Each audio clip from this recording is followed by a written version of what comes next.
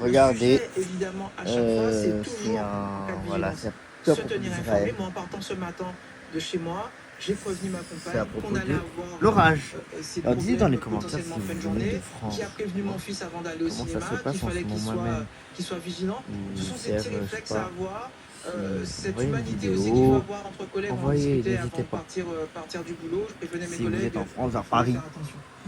Alors que l'on voit un cycliste parisien qui est en tenue d'été, parce qu'effectivement la violence de ces orages s'explique aussi par les très fortes chaleurs qu'on a connues aujourd'hui, on va y revenir dans un instant, mais on va prendre la direction de la Normandie. On va quitter les rues de Paris, la Normandie qui a été aussi extrêmement touchée. Rouen, où vous vous trouvez, Antoine Forestier, là aussi l'orage a été soudain et très intense, racontez-nous.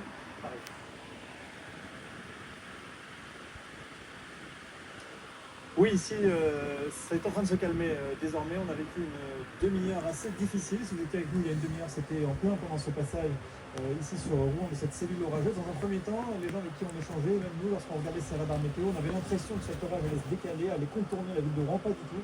Et bien, en dernière minute, l'orage est bienvenu ici sur cette ville. Il faut imaginer qu'il y a une heure ici, il y avait encore des gens qui mangeaient tranquillement en terrasse.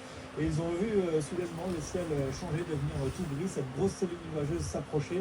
Et bien tout d'un coup, la grêle a commencé à arriver, de fortes pluies également. Vous l'avez vécu si vous étiez en direct avec nous tout à l'heure. La grêle qu'on le voit encore ici, alors ce ne sont pas des gros grêlons, hein, vous avez constaté sur ces images de Mathieu Le Peigné, ça reste des grêlons de même pas 1 centimètre ou à peu près, mais qui ont été quand même assez nombreux et ça a duré comme ça pendant 10 minutes, un quart d'heure avec de fortes rafales également de vent.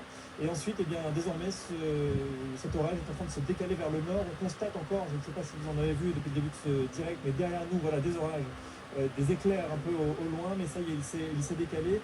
La situation qui a été complexe également dans l'heure. On vient d'avoir un bilan des pompiers qui explique qu'ils ont reçu 5 fois plus d'appels qu'habituellement pour aller intervenir. On entend ici aussi les sirènes de pompiers dans Rouen, sans savoir évidemment à distance si tout est lié aux orages, mais évidemment on imagine les pompiers sur le qui-vive ce soir pour aller dans les endroits où il y a eu potentiellement des dégâts. Dans la zone où nous nous trouvons, vous le voyez, les grêlons sont suffisamment petits, donc même les voitures qui sont garées autour n'ont pas vraiment eu de dégâts impressionnants en tout cas. L'orage est en train de se décaler, je vous le disais, mais on reste en vigilance orange, donc les consignes restent les mêmes de la part de la préfecture et de Météo France. Restez chez vous pour le moment si vous n'avez pas de déplacement impératif à faire. La vigilance orange devrait basculer ensuite en vigilance jaune de minuit à 6h du matin, et ensuite ces orages seront partis bien plus loin et on repassera en vigilance normale, c'est-à-dire en vigilance verte à partir de 6h du matin.